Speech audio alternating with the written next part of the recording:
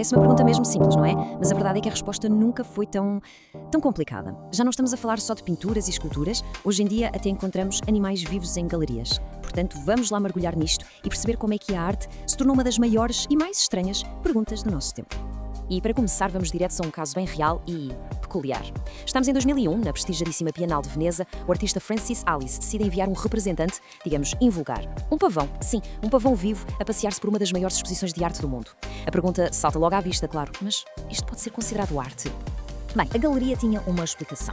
A obra chamava-se O Embaixador e a ideia era que o pavão representasse o próprio artista, sabem? A pavonhar-se, todo vaidoso, pelas festas e exposições. Era, no fundo, uma sátira, uma piada sobre a vaidade do mundo da arte. Ok, uma piada inteligente, talvez, mas o que é que faz disto uma obra de arte?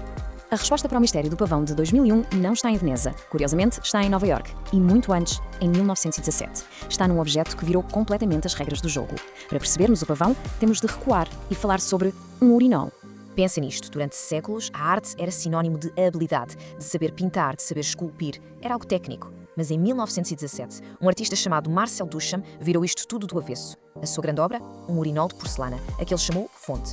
Foi exatamente aqui que a arte começou a ser menos sobre o que as mãos fazem e muito mais sobre o que a mente pensa.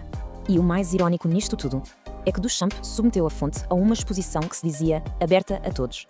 A regra era simples. Pagavas a inscrição, a tua obra era exposta. Mas mesmo assim, foi rejeitada. O comitê olhou para aquilo e declarou oficialmente que não era arte, sob nenhuma definição possível. Só que pouco depois apareceu um artigo a defender a obra com um argumento que, uau, mudou tudo. A ideia era esta. É completamente irrelevante se o artista fabricou o urinol com as próprias mãos. O que importa é que ele escolheu. Ele pegou num objeto banal do dia-a-dia, deu-lhe um novo título, pô-lo num novo contexto e com isso criou um novo pensamento para aquele objeto. E de repente a arte passou a estar na ideia, na mente e não apenas na habilidade manual. Esta ideia foi como uma peça de dominó que derrubou todas as outras. Duchamp não criou apenas uma obra de arte. Ele, na verdade, criou uma nova maneira de pensar sobre a arte. Os artistas deixaram de ser só artesãos, criadores de coisas bonitas, e passaram a ser uma espécie de filósofos visuais, que usam objetos para fazer perguntas e provocar o debate. O crítico Harold Rosenberg até inventou um nome para este tipo de arte: objetos ansiosos. E o nome é perfeito. São obras que nos deixam ansiosos, desconfortáveis, precisamente porque abalam as nossas certezas sobre o que é ou não é arte. E esse desconforto, essa ansiedade, é mesmo o objetivo. O urinal de Duchamp foi, claro, o primeiro objeto ansioso, mas depois vieram outros. Por exemplo, a obra de Mark Wallinger, que era literalmente um cavalo de corrida chamado uma verdadeira obra de arte. E, claro, o nosso pavão, o Embaixador. Todos eles são descendentes diretos daquela ideia de 1917. Pegam em algo do mundo real, declaram que é arte e desafiam-nos a dizer porquê não. Ok, então vimos que os artistas fazem perguntas através da provocação. Mas eles não são os únicos a pensar nisto. A filosofia também se debruça sobre a questão o que é a arte, só que com uma abordagem, radicalmente diferente. Em vez de provocar e chocar, o objetivo do filósofo é clarificar. A diferença de métodos é gritante. O artista usa a provocação visual, o manifesto. A sua tática é o contra-exemplo. Achas que a arte é isto? Então é que tal aquilo?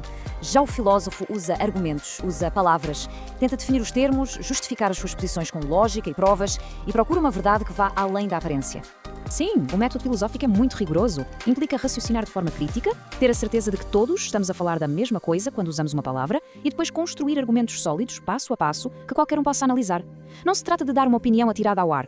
Trata-se de chegar a conclusões bem fundamentadas. É uma busca pela clareza no meio de todo este caos. Então, com todo este rigor, será que a filosofia conseguiu encontrar uma resposta final e definitiva para o que é a arte? Bem, a resposta curta é não, não exatamente.